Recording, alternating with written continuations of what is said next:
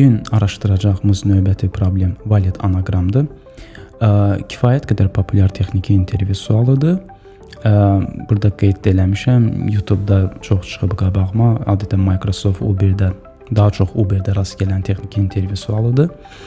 Və bunu da LeetCode-dan həll edəcəyik və digər insanların submissionlarını müqayisə edəcəyik və müxtəlif həll yolları göstərəcəm bunun üçün və özümün də tapdığı bir dənə qəşəng solution var, həll yolu var və bunu da riyazi olaraq kompleksini ayrıca araşdıracağıq. Deməli, nələrin üstündən keçəcəyik? Anaqram nədir? Həll metodun bir müzakirə eləyəcəyik. Sonra data struktur tətbiq eləyəcəyik. Hashmap, C++-da alternativ kimi unordered mapdən istifadə eləyəcəyik.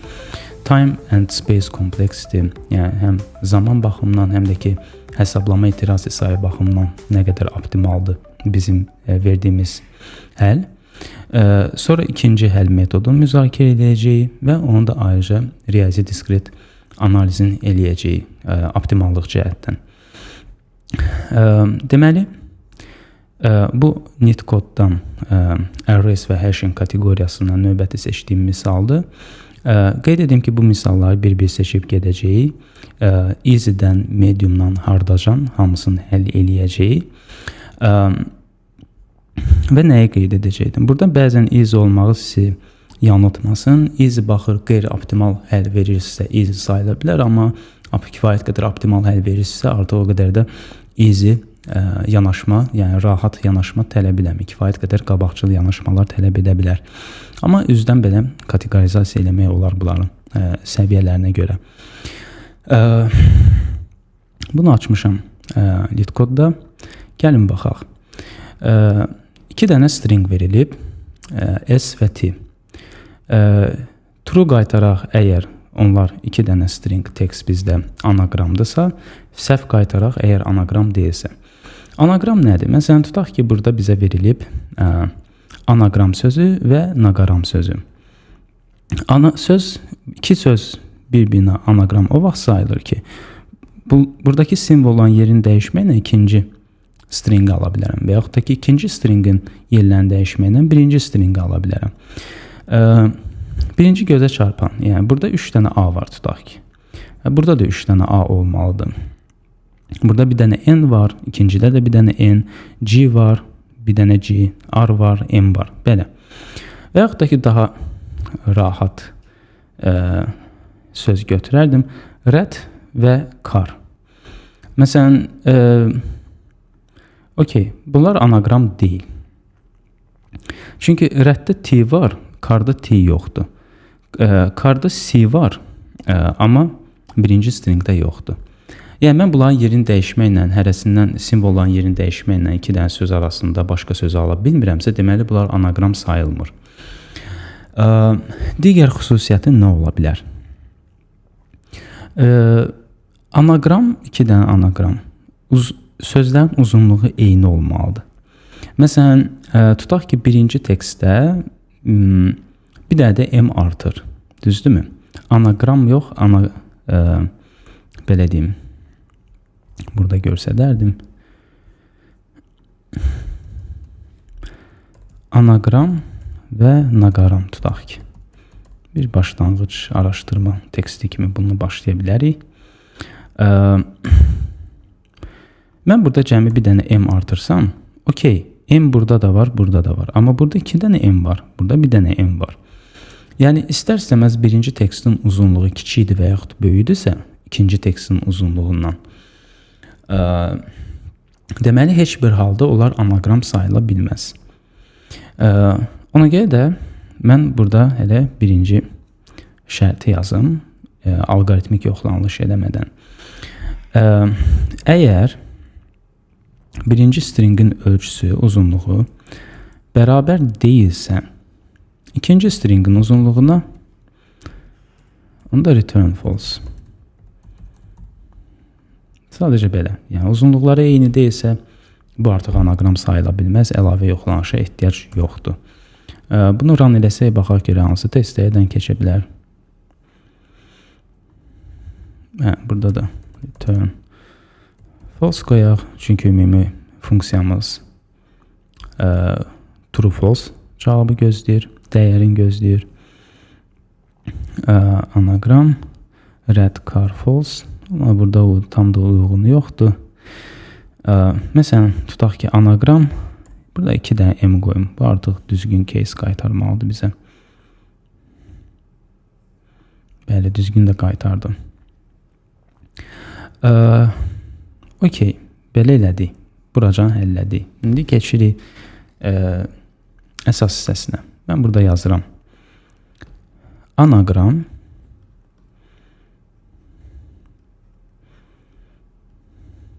nagaram.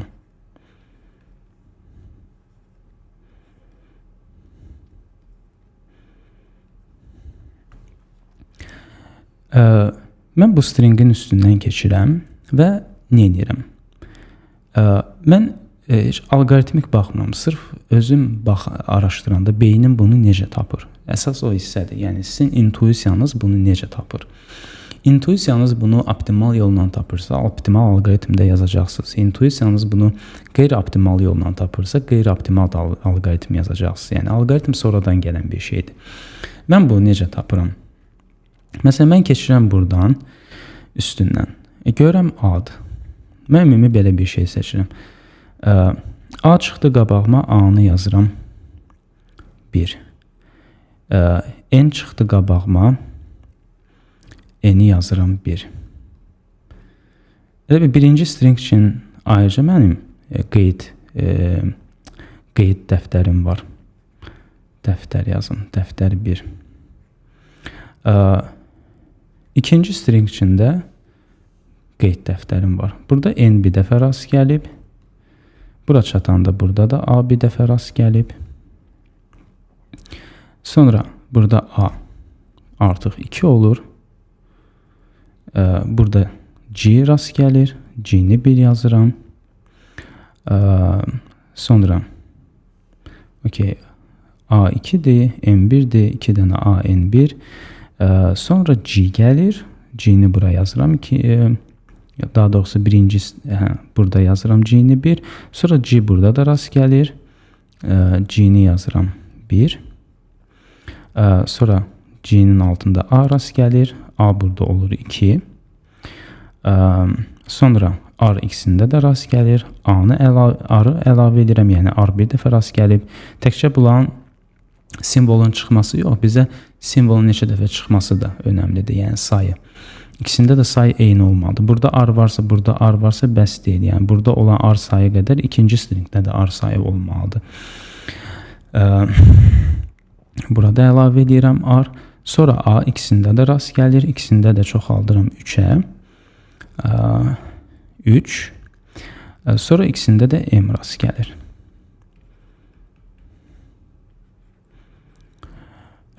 İki dənə qeyd dəftərim var.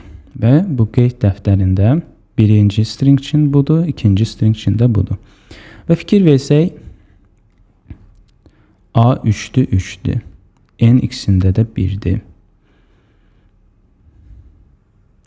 G ikisində də var və sayı eynidir. R ikisində də var, sayı eynidir. M ikisində də var və sayı da eynidir. Deməli, bunlar anaqramdır. Bunda olan simvollar bunda var. Məsələn, N, A, G, R, M, A, N, G, R, M. İkisində də var eyni simvollar və sayı da ikisində də eynidir. O deməkdir ki, artıq bunlar anaqram sayıla bilər. Və bu qeyd dəftərimdə mən nəyi qeyd edirəm? Bir hansı simvol var, karakter və o simvollar neçə dəfə rast gəlib? Birinci stringdə, ikinci stringdə. Və sonda mən yoxlaya bilərəm. Əgər bunların ikisi də eynidirsə, yəni ikisi də eynidirsə, qeyd dəftərimdə olan qeydlər ikisi də eynidirsə, sayı və daxil olan simvollar deməli bunlar anaqramdır. Bu qədər sadə. İndi nəyə gələrdim? Okey, bunu yanaşmanı seçdik. Bunu koda necə tərcümə edək? Koda tərcümə eləməmişdən qabaq, burada bizim datamız var və struktur da belədir. Və bu da hansı data strukturdur bizdə? Sadəcə array'dimi? Yox. Burada açar var, açar sözü, hansı ki simvolu bildirir bizə və simvola məxsus olan say. Belə. Key value var. Yəni açar söz və dəyəri. Bu avtomatik bizdə nə sayılır? Map sayılır. Hash map. Yəni natural olaraq buna gəlib çıxdı ki, bu hash mapdir. Bizə təkcə onları saxlamaq yox, yəni set uyğun deyil bizə hash set. Hash setdə təkcə dəyərlər saxlanılır, amma hash mapdə həm açar söz və ona məxsus olan dəyər. Yadınızdadsa keçən Contains Duplicate-də göstərdim. Bir dənə də üstündən keçək. Hash based map, unordered map deyilir buna C++-da. Məsələn, birinci yerdə bu var. 3 və Apple, 11 chair, 4 disk. Hash based set nədir? Buna unordered set deyirlər. Eyni şeydir, sadəcə burada key yoxdur, ancaq dəyərlərin özüdür. Bizim halda bu struktur bizə çox da yaramır. Bizə yarayır, bizim qeyd dəftərimiz üçün elə unordered map, hash map yarayır. Gəlin tərcümə edək. Deməli, hər string üçün mənim öz qeyd dəftərim var.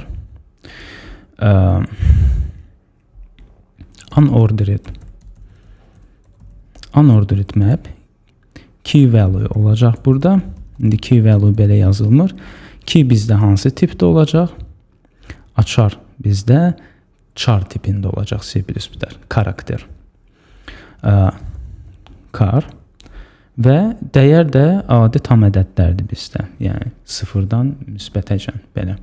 Yəni müsbət tam ədədlər, integerlər. Int yaza bilərəm. Short int də yaza bilərəm. Ümid edirəm. LeetCode bura çox da böyük ədədlər qoyan deyil. Integerlə short integerin arasında fərq nədir? Məsələn, mən int x qeyd edirəm. Int x integer tipi adətən 4 byte'dır. Yaddaşda yer tutur. 4 byte'da 32 bitdir. Bitə çevirəndə. O da deməkdir ki, 2 qüvvətdə 32 dənə rəqəm saxlaya bilərik. Bunların bir yarısı gedir müsbət ədədləri saxlamaq üçün, bir yarısı da gedir mənfi ədədləri saxlamaq üçün. Məsələn, 231 rəqəm olacaq müsbət ədədlər üçün, 2 qüvvətdə 31 olacaq mənfi ədədlər üçün. Mən short int yazanda bu səhv eləmirəmsə 4 byte'dan düşür 2 byte'a. Short int x 2 byte'da da 2 byte. Bu da eləyir bizdə 16 bit. O deməkdir ki, artıq 2 qüvvətdə 16 dənə ədəd qalacaq. Bir yarısı müsbət ədədlər üçün, bir yarısı isə mənfi ədədlər üçün, yəni 2-yə bölürəm. Bu da eləyir 2 qüvvətdə 15 müsbət ədəd, 2 qüvvətdə 15 mənfi ədədlər üçün. Və 2 qüvvətdə 15 bizdə neçə eləyir? Tutaq ki, 32768 müsbət ədədlər üçün, mənfi 232768 yox, 67 olsun, çünki ortada 0 da var, 0 tam orta nöqtələr idi, belə də paylaya bilərik. Yəni daha az rəqəm özündə saxlayır. Short int eləyirəm və S stringimiz üçün mən qeyd edirəm map-s. Map-s adı qoyuram. Unordered map char short int map'dir. Bu da ikinci stringim üçün qoyduğum. İndi nə etməliyəm? İndi mən bu stringin üzərindən iterasiya eləyirəm. Təkcə bu stringin üzərindən iterasiya eləsəm də olar. Nəyə görə? Çünki bunların ölçüsü eynidir. Ölçüsü eyni olmasaydı burada artıq proqramımız dayanacaqdı. Yəni uzunluqları eynidir. Ona görə for size t I equal to 0 I less than s size plus I. Yəni birinci stringin üstündən iterasiya edirəm. Nəyə görə iterasiya eləməliyəm? Çünki mən keçdikcə hash map qeyd dəftərlərimi dolduracağam, yəni unordered map'imi dolduracağam, sonra onları bir-birinə bərabər olub olmamaqla müqayisə edəcəm. Bu qədər. Okey, bunu elədim. Size burada nədir? Niyə integer yox? Size yazmışam. C++-də adətən size-nin açılışı nədir? Burada yazardım. Unsigned long integer x. Integer x 4 byte'dır. Long integer x 64 byte'dır. Yox, 8 byte'dır. Bu bunun yaddaş saxlama qabiliyyətini 8 byte-acan artırır. 8 byte 2 qüvvətdə 64 kombinasiya deməkdir. Unsigned odur ki, və 2 üstdə 2 qüvvətdə 64 bit sırf müsbət ədədlər üçün ayrılır. Yəni işarəsiz. İşarə də orada mənfi sayılır. Yəni unsigned int yazsaydım, yəni bu x mənfi ədədlər yox, ancaq müsbət ədədlər saxlayacaq üzərində. O da nə deməkdir? Bayaqları parçaladığım tam ədədlər, yəni mənfi ola bilər, müsbət ola bilər. Unsigned integer 2 qüvvətdə 16-dırsa, elə 2 qüvvətdə 16 bütün ədədi elə müsbət ədədlər üçün ayırır. Məsələn, 2 qüvvətdə 15, bayaqki kimi 2 qüvvətdə 15 mənfi və müsbət ədədlərə ayrılmır. Belə bir sintaksis texnika. Və indi nə edirəm? Bunu böyüdərdim. Bunun üzərindən getdikcə indekslərlə qeyd dəftərlərimi doldurum. Qeyd dəftərimdə də key onsuz da karakterdir, value isə onsuz da integerdir. N gəldisə N-i çoxaldıram, A gəldisə A-nı çoxaldıram, G gəldisə G-ni çoxaldıram.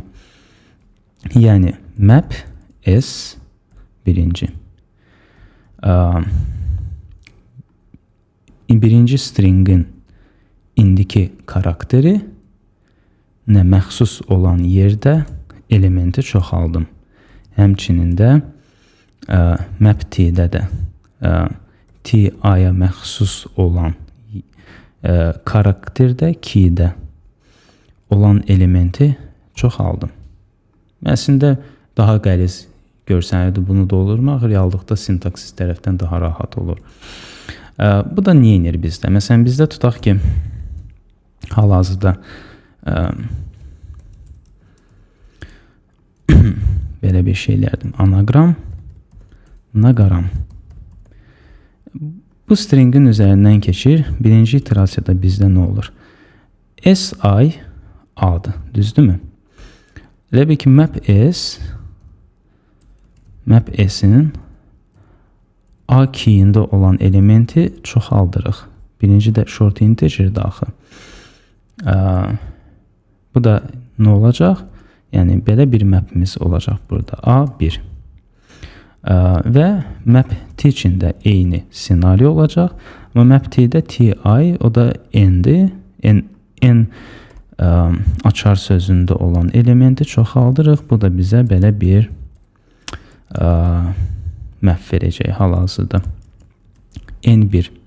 Sonra ikinci iterasiyada nə olacaq? İkinci burada N əlavə olunacaq. N1. Burada isə nə əlavə olunacaq? A əlavə olunacaq. 1. Belə. Sonra üçüncü iterasiyada nə olacaq? Üçüncü iterasiyada bizdə A ilə G gəlir. A burada çoxalıb 2 olur. G isə ikinci stringdə rast gəlir. G də 1 olacaq. Əlavə olunub 1 olacaq. Və belə-belə bizim qeyd dəftərimiz formalaşır. İterasiyanın axırınacan. Okey, bunu başa düşdük. Qeyd dəftərlərimizi doldurduq. İndi nə qalır bizim? Qeyd dəftərlərimizin üzərindən keçib, baxaq görək hər bir element bir-birinə bərabərdirsə. Belə.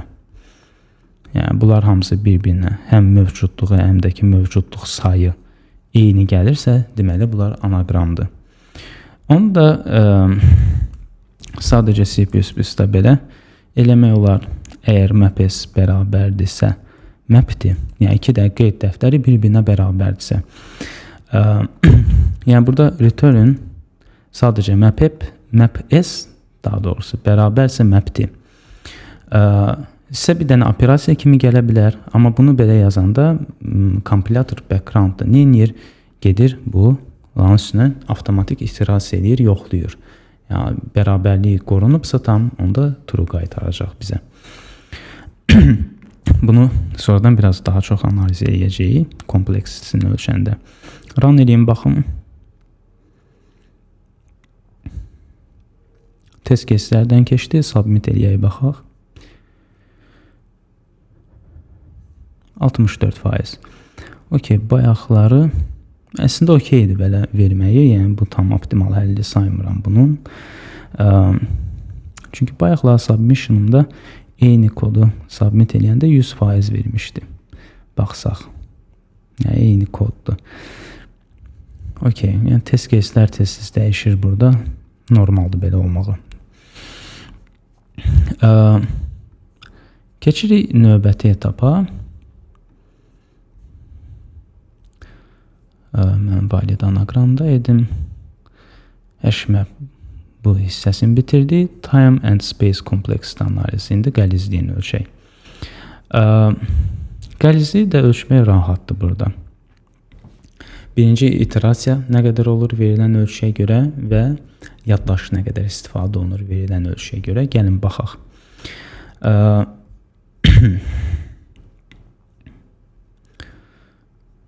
Bunları hamısını geriyə qaytarardım.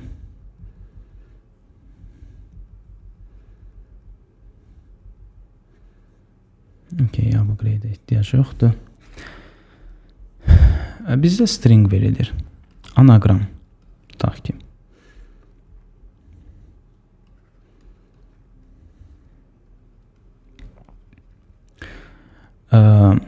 Burada da nagaram.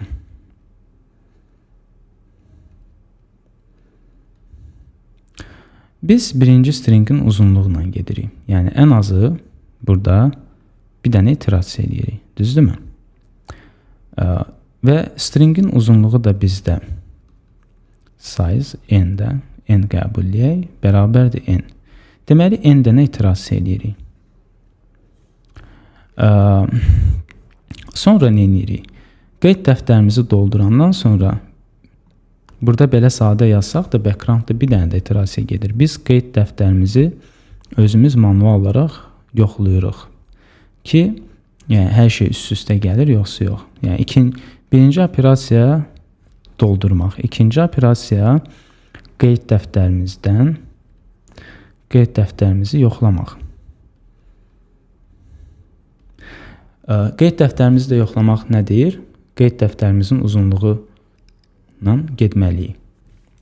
Yaxşı, bəs onun uzunluğu nə qədər ola bilər? Məsələn, anaqramda 1, 2, 3, 4, 5, 6, 7.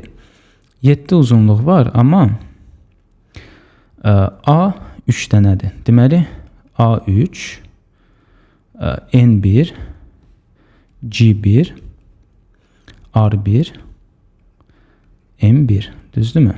1, 2, 3, 4, 5. Uzunluğu 7'dir, amma burada biz 5 dənə əməliyyat edəcəyik. Mən isə bunun ən pis halını nəzərə alıram. Ən pis halı odur ki, bütün simvollar burada fərqlidir. Onda bütün simvollar fərqli olsa, məsələn, tutaq ki, buradakı kimi A, B, C, D, E, F. Düzdürmü? Yəni, bu stringin uzunluğu n-dir. Və qeyd dəftərimdə də bunlar hamısı belə qalacaq. B bir dənədir, C bir dənədir, D bir dənədir, Y bir dənədir və F də bir dənədir. Hələ bunun uzunluğu, qeyd dəftərimin uzunluğu n ölçüdə olacaq. Ona görə mən ən pis halı nəzərə alıram və deyirəm ki, qeyd dəftərində yoxlamaq əlavə n dənə operasiya olacaq. O deməkdir ki, ümumi time kompleksdir bizdə o n olacaq. Yəni, reallıqda bizdə 2 tam dəyliyi ilə ölçsək 2n olur və bunun 2 də burada bizdə koeffisiyentdir. Hansısa koeffisiyent vurulsun n, elə bu da bizdə o n kompleksdir eləyir. Ölçdük bunu. İndi qaldı space kompleksdir. Verilən size-a görə neçə eləyəcək bizdə. Gəlin baxaq. 2 dənə string verilir. İkisinin də uzunluğunu zənn edirəm ki, eynidir. və hərəsi üçün 2 dənə qeyd dəftəri ayrılır və ən pis halı nəzərə alıram. Çünki tutaq ki, birinci string A, B, C, D, E, F-dir. Yəni bütün simvollar fərqlidir. O deməkdir ki, qeyd dəftərində hər bütün simvolları qeyd etməliyəm. İkinci stringdə də F, Y, D, C, B, A-dir tutaq ki. Yəni birinci qeyd dəftərim, birinci map S ölçüsü olacaq n. Map içində yerə ayırıram. Bunun da ölçüsü olacaq n. Deməli, bunları toplayanda space complexity 2n yaddaş ayrılacaq. Belə ölçəndə riyazi cəhətdən. Və bu da eləyir bizdə 2n. Belə. Yəni, time complexity. Mən tez adlandırmağı xoşlayıram. Bunu verilən n-ə görə 2n eləyir. Space complexity SC verilən n-ə görə 2n eləyir. Ən pis halda. Yəni bizim indiki alqoritmimiz. İndi gəlir növbəti mərhələ. Okey, buracan həllədim, amma mənə intuisiyam deyir ki, bunu daha optimal həlləmək olar. Məcburdum 2 dənə qeyd dəftəri, bəlkə bir dənə qeyd dəftəri, bir dənə map bəsdir bizə. Birinci sualım bu. İkinci sualım, okey, bu hardasa məcburdur qeyd dəftərimdə qeydi aparmaq üçün bir dəfə stringin üzərindən keçməliyəm. Amma bu əlavə iterasiyanı eləməyə ehtiyac varmı? Qeyd dəftəri. Əgər bir dənə qeyd dəftəri olsa, biz bir dənə qeyd dəftərini istifadə eləməklə əlavə üzərindən keçmədən yoxlaya bilərikmi ki, bu verilən 2 söz anaqramda yoxsa yox? Əsas sual buradadır. Və yolunu tapdım, sən demə yoxlamaq olarmış. Əlavə yaddaşa ehtiyac olmadan və əlavə buradakı iterasiyaya ehtiyac olmadan. Cəmi bir iterasiyanı bunu eləmək mümkündür. Necə mümkündür? Gəlin baxaq. Məsələn, mən deyirəm ki, anagram həmişə nümunəni işləyirəm. Sonra ümumi həll yoluna gətirirəm.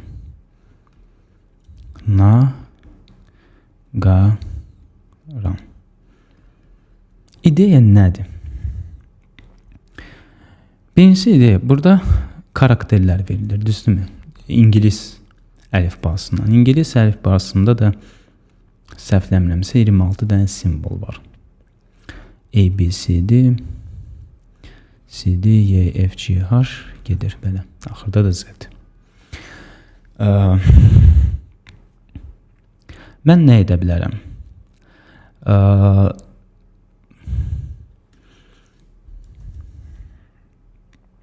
Keçirəm bunun üstündən. A bir dəfə rast gəldi. A1 edirəm.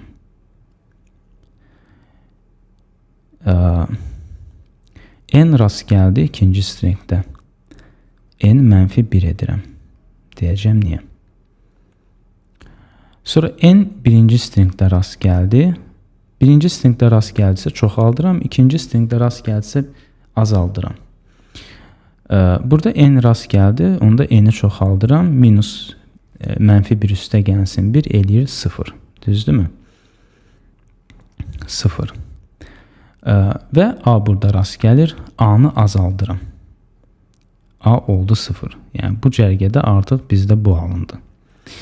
Sonra gəlirəm bura. A'nı təzədən çoxaldıram. Eləyirəm 1. G gəldi burada. G'ni əlavə edirəm. İkinci stringdə gəlir deyəndə -1 qoyuram. Burada bu şəkildə əmələ gəldi. Sonra gedirəm 4-cü sıraya. G yuxarıda rast gəldi. Deməli, G'ni çoxaldıram. -1 qalxıb olur 0. A aşağıda rast gəldi. A'nı azaldıram. A təzədən oldu 0. R gəlir burada. R-ı 1-ə çoxaldıram. Sonra R aşağıda gəlir. Təzədən azaldıram. Elədi 0. Sonra A burada 1 olur.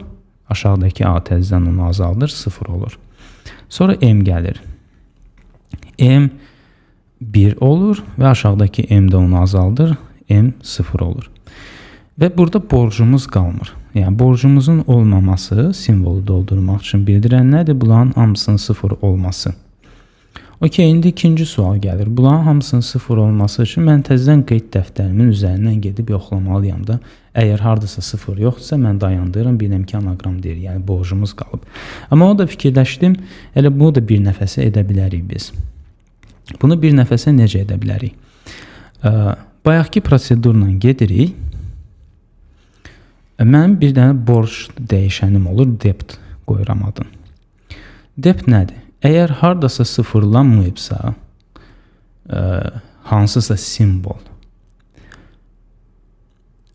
debt bizdə sıfırdan yuxarı olacaq. Və prosesin sonunda, bir iterasiyanın sonunda baxacam borc dəyişənmə. Əgər bu sıfırdan böyükdürsə, deməli, hər hansısa və yaxud hər hansılarsa olan simvollar doldurulmayıb aşağı stringdə və yaxud aşağı stringdə olan borcumuz yuxarı stringdə doldurulmayıb. Əgər debt sıfırdırsa, deməli bütün stringlər bir-birlərin, necə deyim ingiliscə, cancel out edib, yəni bir-birlərini doldurub. Onun belə bir iterativ nümunəsini qurmuşam burada. Gəlin baxaq. 26 dənə simvoldan ibarət olan sadəcə bir dənə array elan edirəm. Hamısı da sıfırdan başlayır. Və 2 dənə string götürürəm belə. Ana ggRQM, nə bilim, burada da belə yazıram, daha qəliz. Yəni stres test eləmək üçün indiki yanaşmamızı. Mən indiki pozisiyadan əvvəlki pozisiyana çıxacağam. Məsələn, hələ iterasiya başlamı bu 0-cı state'dir. A-da, N-də, G-də, T-də, R-da, K, M, onlar hamısı buradadır və onlara məxsus olan indekslər hamısı 0-dan başlayır. Onsuz da borcumuz da başlanğıcda 0-dır, heç nə dəyişmir. Mən gələm bura. A yuxarıdadır, A-nı çoxaldıram. N aşağıdadır, N-i -1 edirəm. Və borcun üstünə borcu necə hesablayıram? 0 üstə gəlsin 1, çıxılsın 0, yəni əvvəlki A-nın vəziyyətindən indiki A-nın vəziyyətini çıxıb baxıram gərək borc ödənilib yoxsa yox. A-nın borcu ödənilib yoxsa yox. Və üstə gəlirəm. N -1 axı bayaqlarda burada 0 idi. -1-dən çıxıram 0. Və burada modula götürürəm. Nəyə görə modul? Çünki mən onların fərqini bilmək lazımdır. Mənfi müsbət olmağın yox. Mənfi müsbət qoyuram ki, bu yuxarı stringdən gəlib yoxsa aşağı stringdən gəlib, onu fərqləndirmək üçün. Və 1 çıxılsın 0 1 eləyir. -1 modulda 1 eləyir, çıxılsın 0 1 eləyir. Yəni artıq bizim debt dəyişənimizdə 2 dənə borcumuz var. Həqiqətən də bir dənə A ödənilməyib, bir dənə də N ödənilməyib. Keçirəm ikinci iterasiyaya. Bu birinci iterasiyamız idi. Bu başlanğıc durumdur. Bu iterasiya deyil. Bu birinci iterasiyam, bu ikinci. İkinci iterasiyada təzədən A-ya rast gəlirik və N-ə rast gəlirik. Ona görə də A olur 2, N olur -2. Yəni artıq fikir verin. A-nın 2 dənə borcu var. N-in də 2 dənə borcu var. Ona görə də debti mən neyinirəm? Əvvəlki debtdə üstünə gələm indiki borc. İndiki borcda nə tər hesablayıram? İndiki vəziyyətlə əvvəlkinin arasında nə fərq var? Yəni current minus previous state. Burada yazmışam. Alıqda modulunu hesablayanda 2 çıxılsın 1, üstə gəlsin 2 çıxılsın 1. Yəni təzədən üstə gəl 1, üstə gəl 1, 4. Artıq 4 dənə borcumuz var. Həqiqətən də 4 dənə borcumuz var. 2 dənə A ödənilməyib, 2 dənə də N ödənilməyib. Üçüncü iterasiyada nə baş verir bizdə? N artıq biri burada ödənilir. Aşağıdan da bir dənə A ödənilir. Ona görə də A dəstədən düşür 1-ə, N düşür -1-ə. Yəni artıq ümumidə 2 dənə borcumuz qalır. Yəni borcumuz azalır və onu da belə modullarla toplayanda 2 olur. Biraz riyazi trikdir. Biraz araşdıra bilərsiniz. Bu inanmıram ki, A-dan Z-yəcən bu seriyada başa salım, amma özünüz də araşdırın. Sonra G gəlir. G harda gəlir? Burada. A təzədən çoxalır, G -1 olur. Artıq bizdə gör nə qədər borc var. 2 dənə A-da, bir dənə N-də, bir dənə də G-də. Yəni ümumi 4 dənə borcumuz olur. Və əvvəlki ilə indikini hesablayanda G onsuz da buradan 0-dan başlayır və G də aşağıda rast gəlib deyənə bizdə -1 olur. Və bunları da toplayanda 4 alınır. Sonra növbətisində G burada rast gəlir, A aşağıda rast gəlir. Bizdə belə state olur. A bir dənə, N bir dənə, G də 0. Yəni artıq 2 borcumuz qaldı. Sonra təzədən gedirik. 4 borcumuz, 4 borc qalxır sonra 6-ya. Axırıncı iterasiyada da 6 dənə borcumuz qalır. Yəni 2 dənə tamamlanmamış A, bir dənə tamamlanmamış N, 2 dənə tamamlanmamış G, bir dənə tamamlanmamış T. Və ümumda da 6 eləyir. Və bunun alqoritmi nədir?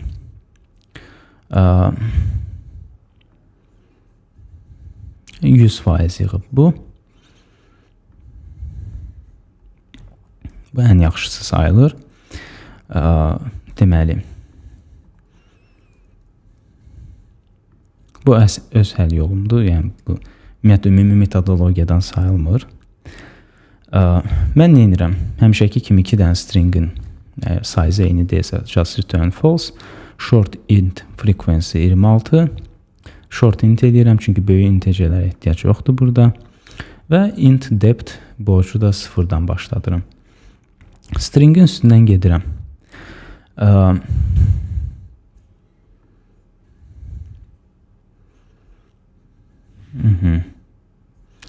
Məncə burada görsədim onu daha yaxşı olar. Burada nə edirəm? Fikir verin, indikindən əvvəlki fərqi hesablayıram hər yerdə. İndikindən əvvəlki fərq. Ona görə də mən burada nə edirəm? İndiki fərqi yadda saxlayıram, dəyişim edirəm, lazımı çoxaldıram, S də yuxarı birinci stringdə rast gəlibsə, həmən o frequency-ni çoxaldıram. İkinci stringdə T-də rast gəlibsə, onu azaldıram. Və indiki budur, əvvəlki də budur. Yəni təsəvvür edin, bu bizdə indikidir, axırıncı iterasiyada, bu da əvvəlki state'dir. Və əvvəlki ilə indiki arasında fərqi öyrənirəm və borcu düzgün hesablayıram. Və borc da necə hesablanılır? Depth assign, depth üstə gəlsin absolute, yəni mənfiləri çıxıram ortadan, bunların ümumi fərqini götürürəm, çıxılsın S current, indiki stringin indiki durumundan çıxılsın əvvəlki stringin əvvəlki durumu, üstə gəlsin indiki T stringinin əvvəlki T stringindən fərqi. Yəni o da bu formulanı hesablayıram. Burada soruşa bilərsiniz ki, S ay çıxılsın A nəyə görə yazılıb? Bu nəyə görə yazılıb deyim. Bu biraz sintaksi strikdir. Sintaksi strikt deyəndə nəyə nəzərdə tuturam? Məsələn, o burada yox. Bir dənə proqramımızdan görsədim sizə. Adi online kompilatordan. Namespace std. Məsələn, mən xarakter yazıram. Char x assign. Tutaq ki, AB cout x eləyirəm, tutaq ki. Endline. 1 çıxartdı. Mən bundan çıxsam A, bu nə deməkdir? Yəni B-dən A çıxmaq nə deməkdir? Belə bir arifmetik operasiya varmı? Və bizə 1 verdi. Var. O nədir? Məsələn, bizdə ASCII table-a baxsaq, bu ASCII table-dan gələn bir şeydir. ASCII table-da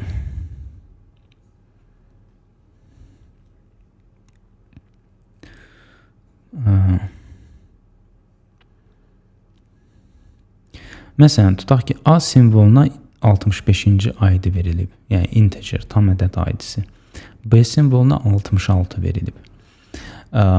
Biz AB yazanda background-da nə proses baş verir? simvol yazanda. Bunların ID-si gedib götürülür sistemdən və ona məxsus olan simbolikanı bizdə ekrana çıxardır. Sadə desəm. Və mən X-dən A çıxanda kalkulyator burada nə edir? Kalkulyator görür ki, 2 dənə simvol arasında aritmetik operasiya aparmaq istəyirəm. Ona görə də gedib bunların ID-sini götürüb hesablayır. Məsələn, X-in ID-si B-də 66-dır. Düzdürmü? Reallıqda bu bunu 66-ya tərcümə edir. A-nı da 65-ə tərcümə edir. 66-dan da 65 çıxanda 1 verir bizə. Yəni avtomatik konvertasiya gedir backgroundda. Burada da eyni şeyi eləmişəm. Burada demişəm ki, SI hal-hazırda bizdə tutaq ki, I 0, 1, 2 ikinci indeksdədirsə, o da N'dir. N'in də ID-si N haradaydı bizdə? 78-dir. 78-dən də A çıxanda bu da eləyir 65. Avtomatik onun düzgün indeks, belə deyim, integer indeksini çıxardır fərqinə görə və o integer indeksinə görə array, bizim indiki arrayda saxlayır. Belə bir trik eləmişəm. Sadəcə bunları integer tam ədəd indeksinə çevirmək üçün hamısından A çıxıram ki, kompilator məcbur olub onu tam ədədə tərcümə eləyib işləsin. Hansı ki, bu halda mənə lazımdır. Ümumi solution budur. Detallara gedə bilərsiniz. Suallarınız olduqca kommentlərdə yaza bilərsiniz. Daha yaxşı təklifiniz varsa, yenə də yaza bilərsiniz kommentlərdə. Və yaxud növbəti sorğularınız varsa, hansı misalı araşdırmaq istəyərdiniz, onu da qeyd edə bilərsiniz. Mən araşdıraram. Ümumiyyətlə, problem həll etməyə çox xoşuma gəlir, belə deyim. Və burada da depth formulamıza görə düzgün hesablanılır və axırda da nə edirəm? Return does depth equal to 0. Yəni, nəyə qaytarıram? Məntiqi operasiyanın ki, depth bizdə 0-a bərabərdir, yoxsa yox. 0-a bərabər qalıbsa true verəcək, çünki anaqramdır. 0-a bərabər deyilsə, deməli, boşumuz qalıb. Hər hansı simvolda boş qalıbsa, deməli, 2 dənə string anaqram deyil. Bu qədər. Və burada submit eləyəndə 100% verir. Ümid edirəm, indi daha yenə də 100% verir. Yox, deyəsən, eyni kod deyil. Bir dəqiqə.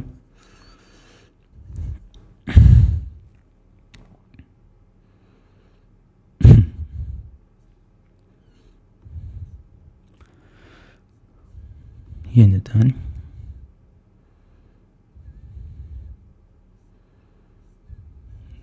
Özünüz görürsünüz, yəni mən deməklə deyil, lit kod və yaddaş da 91%, kifayət qədər böyük. Yəni, ən yaxşı bizim alqoritmimiz yer tutub. Nəyə görə ən yaxşıdır? Gəlin keçək riyazi kompleksini analiz edək. Bunu üzdən olsa da başa düşdük. Time and space complexity of final solution. Bunun da time space kompleksisi nədir? Birincisi, yaddaş kimi biz 26 ölçülü qeyd dəftəri istifadə edirik. Yəni, verilən stringin uzunluğuna görə bunun ölçüsü bizdə dəyişmir. O deməkdir ki, bizdə məsələn, string nə uzunluqda olursa olsun, tutaq ki, 15.000 uzunluqdadır. Fərq etməz, bizim qeyd dəftərimiz hansı ki, frequency qoymuşuq, o 26 ölçüdədir. Yəni, bu stringin uzunluğu n-dirsə bizdə ixtiyari, space complexity of n bizdə həmişə 26-dır. Yəni, konstantdır. Bu dəyişmir. Kifayət qədər qəşəng göstəricidir. İkinci, biz cəmi bir dənə iterasiya edirik. Fikir verin, bu formulamızın sayəsində biz cəmi bir dənə iterasiya eləməli oluruq.